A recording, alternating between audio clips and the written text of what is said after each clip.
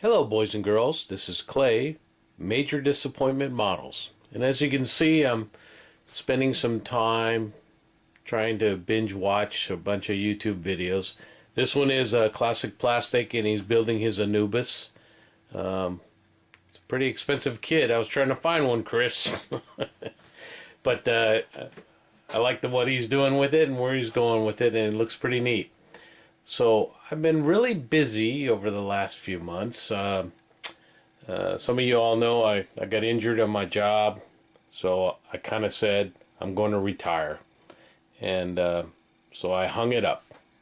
And I retired at the end of September, so you'd think I'd have a lot of time to build models.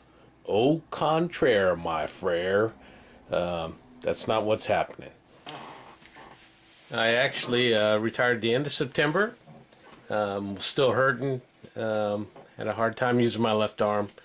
But what I did was I reinstituted my real estate license. So I thought I'd dabble into real estate a little bit. Maybe make a few extra bucks. So I could afford my styrene addiction. Well, so some of the things I have going on right now, and I've had to put some of these on hold. If you've been watching some of the videos I've been posting at our club meetings and stuff like that, you can see some of the things I've been doing. But these are a bunch of Folkwolf 190s. This one, I don't know what brand it is. I probably got the box out in the garage. Somebody gave me this one at one of the club meetings. It was sitting in their spares box, so I will try to complete it. This one I got is a old Heller kit. So it's supposed to be a F model 190. And then I had, let's see, I believe I had this Testors one. It's on the end here. And the box looks like this. But it was missing a bunch of pieces. And as you can see, I poured the resin pieces. So this is the cockpit. Yeah, I poured the cockpit. And this is the nose cowling that goes right over the top over here. So I've done that. And the way I got those parts is I looked on ScaleMates and found that Italeri actually got the molds from Testors and repopped this box.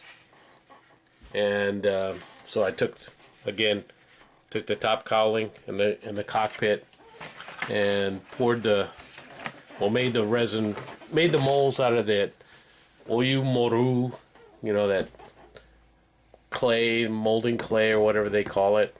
And here you can see the cockpit. Here was the first pouring of it. And as you can see, it's clear.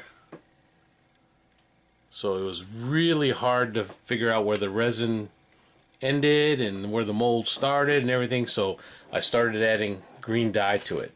And you can see this one's all trimmed up. Looks pretty nice. Came out really good. I was really happy. And then same with the nose cowling.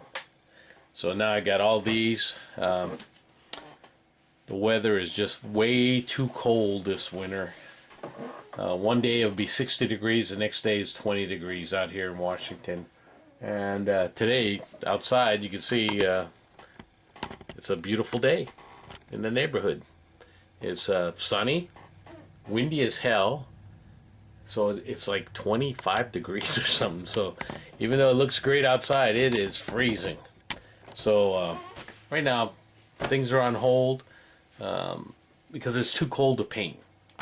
And I'm not going to paint in the house because we have my 15-month-old grandson living with us, and that's why I'm kind of look around in here. This is used to be the wife's office, and now it's a combination office, and I got this little portion here in the desk where I'm trying to build my models. And you can see we just got a mess in here. So it's like a storage area and office and hobby room and everything mixed together. So while I'm building this German Air Force and waiting to mold pieces, I got some other kits that I started building on, and I'll show you those. Hang on a second. All right, so some of the other planes I was building. This is my Messerschmitt air wing. It's an old MPC kit. It's okay to kill time, you know.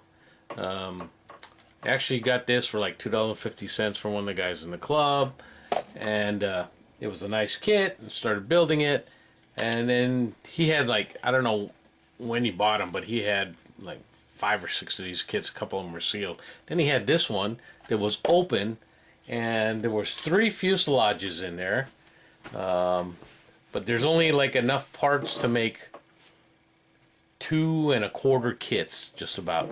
So again, I've been pouring resin and building parts for it. Some are missing the hubs, some are missing the spinners, some are missing the props. You know, one's missing a wing. So I'm slowly doing that. So that's going to be my German Air Force. These are Messerschmitt Bf 109s. So I'm getting them together. This one, again, was in somebody's junk box at the club meeting, and it's the same thing. So I'll be working on this one, trying to get it completed like these other ones. Should be able to do that. So again, kind of bored out of my mind, so I'm just gluing kits together, and it's keeping me busy right now. Hang on, I'll show you some else. So what I got here are a couple of those Toy Biz kits. They're the Marvel Comics glue together kits. This one is the Wolverine, and or not the Wolverine, the Beast, I'm sorry. And this one is the Rhino. And I got them relatively cheap. I think they were like $5 a piece. I couldn't pass them up. So they're very simplistic kits, not a lot of pieces. As you can see, this tank, it's got 1, 2, 3, 4, 5, 6 pieces. It looks like it's modeled after an old World War I tank, except they got it facing this way, and the World War I tanks, this is the way it would be facing, and this would be the either a machine gun or a cannon, depending on whether it's a male or a female. But this one they got going this way, and it's got this weird launcher thing that goes on it. It's only 2 pieces, and the flame coming out of the cannon, and it's 2 pieces, and I believe it goes like that. So you can see it's a very simplistic kit. Really fun to put together. Seam lines on it are horrible. So one of the things I was experimenting is using a Bondo glazing putty. You know, we try to fill it out, and I did this at the club meeting the other night, and there's about 3 of us who were getting stoned on the fumes. Probably should do it somewhere well ventilated. So you can see I kind of slopped it on there, trying to make sure I fill up all the holes. Not a real good fitting kit, especially around the joints, like the arms and the legs here. I mean, huge gaps in the neck also. But I can see that once I get it filled up and sanded down, it should not look that bad. And if I still got a little bit of gap, I'm going to try the blue stuff. You know, it's that epoxy that comes yellow strip and a blue strip next together. It's called green stuff, I'm sorry. And you cut what you need, you roll it together till it turns green, and then you can run it out and run it around and whatnot. So I'll try that. This is the Rhino, and it comes with Jameson in here. And I believe Atomic Dog did this a couple years ago. He did a good job on it, so I'm going to try to follow his lead on it. I haven't done anything on the Jameson on the filling yet. I will probably try the green stuff on it. On him, again, the base very simple to put together. You know, the instructions aren't very good. They're just very simple, and they're just a pictorial kind of thing. So my advice is to test fit first, because you see, like here it has these screw things or bolt things or whatever that go in here, and they could go actually any way, so you have to test fit them to make sure they fit the right way. But you see it's not a lot of parts, very simplistic, but fun build so far. So I've already started grinding on the Rhino. I don't know if you can see that. I don't know if there's enough light in here. So I've already sanded down like his wrist over here. You can see there's a lot less lines on it, and then his armpit here. See, the gap doesn't look that big anymore. So, and then I started on his neck and his face, and now I'm working my way down so I don't miss anything. So basically, what I'm using is a Dremel tool with the little diamond studded. It's like a cone type thing. Can't use a burr because a burr is good for like carving or something like this. This does more of a sanding type stuff, and it works really good. So I just got to be very slow and gentle. Like Chris, I have a couple of the old Dremel tools, and the lowest speed is 5,000 RPM.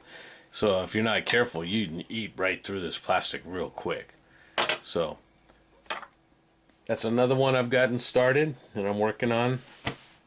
I got like 5 or 6 out in the garage. I've got a bunch of Japanese planes, and you can see there's, I think my stack here, there's 1 or 2 here. I got a couple in the garage. I got a couple behind me, and I've noticed that the guys in the clubs, they're mostly building armor, or the airplanes they build are American, German, or British. Not a lot of guys building Japanese stuff. We got a couple guys that build boats, that built U-boats, that build aircraft carriers, destroyers, stuff like that, that kind of ships. And never been a big ship guy, but I do own a couple of models, ship models, Arizona and whatnot. So I decided I'm gonna, once I get these done and the weather warms up and I can start painting again out in the garage, so I don't have to worry about anybody breathing fumes except for myself, then I'm going to start building Japanese aircraft. I've always been intrigued with the Japanese. My wife's side of the family, they had both sides of the family were fighting. They had some of the Nisei were her great grandfather's brother was killed in Vicenza, in Italy, fighting for the 100th part of the 442nd, and some of his cousins were dying for the emperor in the Imperial Army and Navy, fighting for the Japanese. So we have a kind of split family there. So it's kind of interesting knowing a little bit of the family history and what was going on. So that's what I've been doing. I'm sorry I haven't made more videos in the last few months, but trying to get you up to speed on what I'm doing right now. So you all take care. Go out and build something. This is Major Disappointment Models saying, see ya.